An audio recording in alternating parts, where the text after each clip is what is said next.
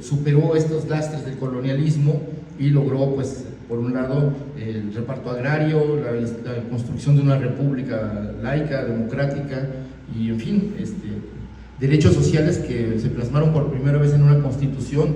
México siempre ha estado a la vanguardia de los cambios políticos, sociales y culturales a lo largo de 200 años. Entonces, eso se debe a que hay figuras como Ignacio Ramírez o los Miguel Hidalgo o los Morelos. No solo escribían o pensaban, sino también actuaban, eran hombres de acción.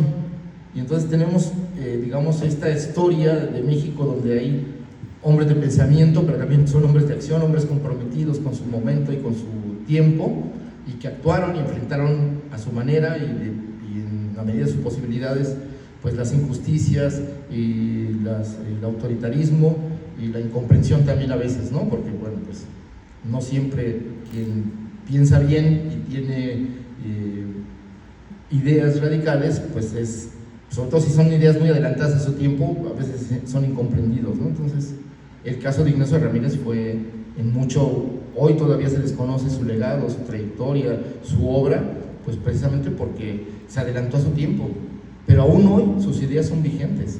Su idea de la justicia laboral es sorprendente, porque llega a conclusiones muy inteligentes, muy interesantes, al mismo tiempo que se está discutiendo en Europa, y no creo que haya habido mucha comunicación al respecto, sobre los derechos laborales.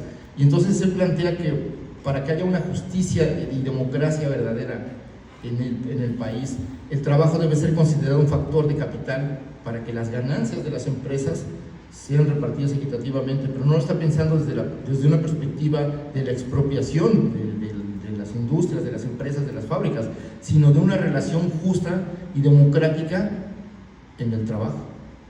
Entonces es una visión de justicia social diferente, pero muy avanzada. Todavía hoy es una propuesta interesante que había que reflexionar y discutir. Su idea digamos, del papel de la cultura y la educación, pues siguen siendo vigentes y contemporáneas, ¿no? Su reflexión sobre la opresión a las mujeres, pues digo, aquí las compañeras y el despertar del feminismo a nivel mundial nos están recordando que hay un pendiente histórico en la igualdad o en el problema de la opresión a las mujeres, el patriarcado, el machismo, que son lastres del pasado o son lastres culturales que hay que superar y que hay que llegar a construir una sociedad libre, donde todos seamos libres y todos podamos amar según nuestro corazón nos pueda revelar a quién o a quiénes podemos querer, y que no haya ni el color de la piel, ni el sexo, ni el origen social sean obstáculos para poder ejercer el amor. Y eso finalmente es lo que está detrás de la lucha por la libertad y la igualdad, y también obviamente el reconocimiento salarial, en fin, para hombres y mujeres, que hoy todavía las mujeres se les paga menos que a los hombres. Eso ya son herencias que ya no pueden permitirse. Entonces, de eso estamos platicando. Y bueno, algo que yo decía, que la República era una creación.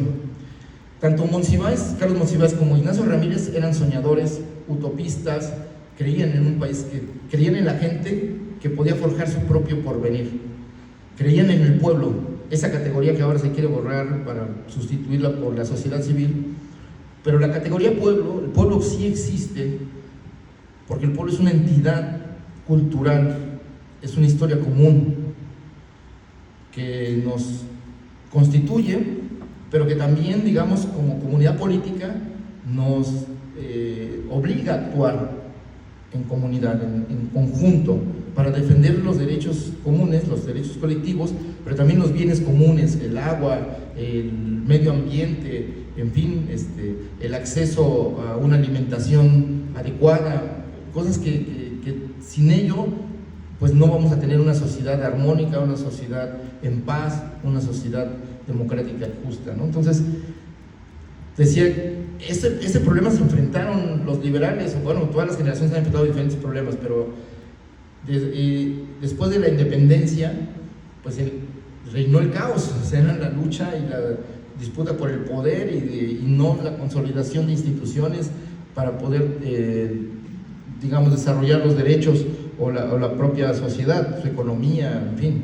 Y frente a ello, los liberales, con Juárez a la cabeza, pues cambiaron la Constitución, establecieron la República, separaron el poder de la Iglesia y del Estado, que es algo fundamental para avanzar en la secularización de la sociedad. La secularización, la palabra, lo que significa es que haya libertad para pensar, haya libertad para creer y haya libertad para ejercerlo. No es al revés, que a veces se piensa que es anular la religión y hacer la guerra contra la Iglesia, etc. No, es simplemente que haya un respeto y un ambiente de libertad para todos. Y eso es importante para que haya una sociedad democrática. Eso lo construyeron los liberales. Nos heredaron una sociedad secular. Obviamente, pues, las herencias y los cambios, pues, se lleva su tiempo, no se hacen los cambios por decreto. Entonces, todavía seguimos arrastrando ciertas herencias culturales de toda esta historia que debemos ir reflexionando y transformando. Pero yo recordaba lo de la República porque Ignacio Ramírez, cuando decía en este ensayo sobre qué es la República, decía: la República existe, pero si no existiera, la inventaríamos, como inventamos la independencia, como inventamos la reforma, decía él. Y podemos decir, inventamos la revolución, inventamos la lucha por los derechos humanos, inventamos la lucha por la democracia, inventamos la idea de que sí puede haber un gobierno al servicio del pueblo y no en manos de la oligarquía, robándose el dinero y llevándose el presupuesto para negocios privados, sino para beneficio de la gente. Y estamos en ese proceso. Hoy estamos viviendo un proceso de cambio que tiene que ver con estas ideas, con esta herencia, con esta necesidad de construir un país moderno, democrático, libre, y que, en donde todos podamos estar, vivir libres, pero también participar. Y entonces,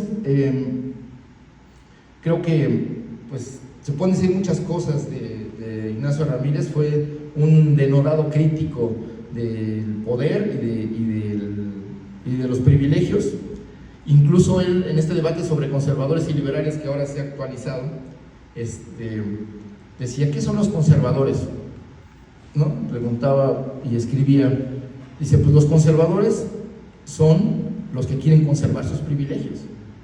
Y así, tan nítido y claro como eso, decía Ignacio Ramírez, para que se entendiera ese debate entre liberales y conservadores. Y bueno, pues quería leer unas líneas de Ignacio Manuel Altamirano, porque, bueno, Ignacio Ramírez hablaba náhuatl, era de origen náhuatl, y entonces cuando él construye las primeras instituciones educativas, atrae a muchos jóvenes indígenas a la educación, y el hombre más brillante de sus discípulos pues fue Ignacio Manuel Altamirano, literato también, y además combatiente y luchador, y bueno, pues, diputado y demás. Y decía Ignacio Manuel Altamirano sobre Ignacio Ramírez, dice: Ignacio Ramírez, perseguido cuando era joven, conspirando, huyendo, iniciando sus grandes ideas en la tribuna o realizándolas en los ministerios de Estado, no ha tenido tiempo ni facilidades para preparar obras metódicas. Ha sido como los revolucionarios de 1789, periodista, legislador, tribuno, hombre de acción y combatiente. Y eso lo está diciendo su alumno. Y entonces la enseñanza, la herencia que deja Ignacio Ramírez para las futuras generaciones, para el México de hoy, para los jóvenes y para todos, pues es que el ser soñador no es un pecado, sino una virtud, y que se pueden realizar los sueños si hay un compromiso con ellos, ¿no? Entonces, creo que se puede inventar un país, se puede construir un país. No hay una fatalidad que nos lleve a vivir para siempre en la opresión, en la ignominia, en la violencia, en la desigualdad, en la injusticia.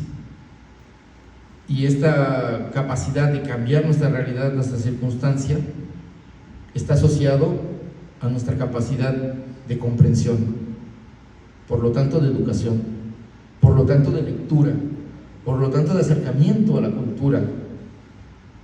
y en este caso de un periodismo comprometido con las causas de la gente, que ayude a la gente a comprender los problemas para participar en su cambio, en su transformación, pero también a darle voz a la gente que no tiene voz, a los más débiles, a los más oprimidos, a los más olvidados.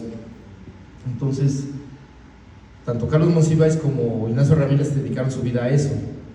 Monsiváis era un pacifista y a toda prueba, nunca aceptó la violencia como forma de lucha, ahí sí era taxativa, pero bueno, pues Ignacio Ramírez vivió la defensa de la nación cuando pues mucha gente tomó las armas para defender México, de la invasión estadounidense, de la invasión francesa, de la amenaza de la pérdida de la soberanía, es decir, la pérdida de libertad.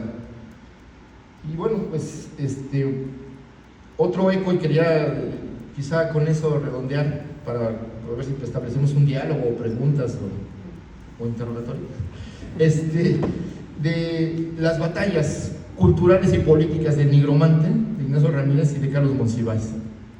Y creo que pues son coincidentes, ¿no? Aunque en el tiempo pues son diferentes momentos que vivieron, y creo que por eso cuando Carlos escribe los prólogos y luego escribe Las herencias ocultas, este libro que recupera la historia de los liberales del siglo XIX, pues establece el hecho de que el país da batallas políticas, da batallas culturales para poder forjar un mejor porvenir, y que sin la cultura, la política y la economía están cojas, ¿no? Están huecas. Entonces necesitamos, digamos que siempre recuperar la formación cultural del pueblo, la educación, como algo fundamental, ¿no? Finalmente, pues Ignacio Ramírez fue un precursor de muchas de las cosas que hoy damos por hecho, ¿no? Por ejemplo, las leyes de reforma. 10 años antes había escrito la necesidad de la separación de la Iglesia y del Estado, la emancipación cultural de los ciudadanos, la necesidad de establecer el reconocimiento de los derechos individuales y al mismo tiempo del establecimiento de una democracia a partir de un país y de un pueblo educado. Y bueno, creo que con esto podría yo cerrar diciendo que pues tenemos dos ejemplos de hombres de letras, de hombres de cultura, de hombres, bueno, y también mujeres, pero en este caso son dos personajes, comprometidos desde la cultura, desde su formación profesional, desde el periodismo, desde las letras, con las causas del pueblo, con la necesidad de construir una nación. Y por eso siempre o a través de sus diferentes episodios de la vida, pues fueron constructores de instituciones, siempre se preocuparon por difundir la cultura, por que la educación se estableciera y que los derechos de la gente se respetaran. Y terminaría con una frase de Carlos Monsiváis que decía, no podemos perder la indignación frente a la injusticia porque dejaríamos de ser personas y seres humanos. Pero esa indignación no es suficiente para cambiar la realidad. Necesitamos convertir esa indignación en una acción, en un actuar, en una denuncia o en un compromiso humano para transformar esa realidad que nos duele, que nos lacera, que nos lastima, para construir un mundo alegre, un mundo vivo, un mundo donde quepan todos los mundos, como se dice o se ha dicho hoy en día. Entonces, a eso dedicaron su vida estos dos hombres, un compromiso con la cultura, con las letras y con las mejores causas de México. Dos soñadores, dos utopistas que contribuyeron a que tengamos el país que hoy tenemos y que debemos recuperar su ejemplo, su obra, para aprender a ser arquitectos de nuestra propia realidad y lograr que seamos constructores de ese puente del que hablaba Laura, porque el puente lo hacemos todos. Y entonces, este es el emplazamiento de hoy en día. Hoy estamos invitados, convocados, casi obligados a participar, a que tengamos un país libre, justo y democrático, y donde se respeten los derechos de los demás. Entonces, esto pues es Si queremos vivir en paz,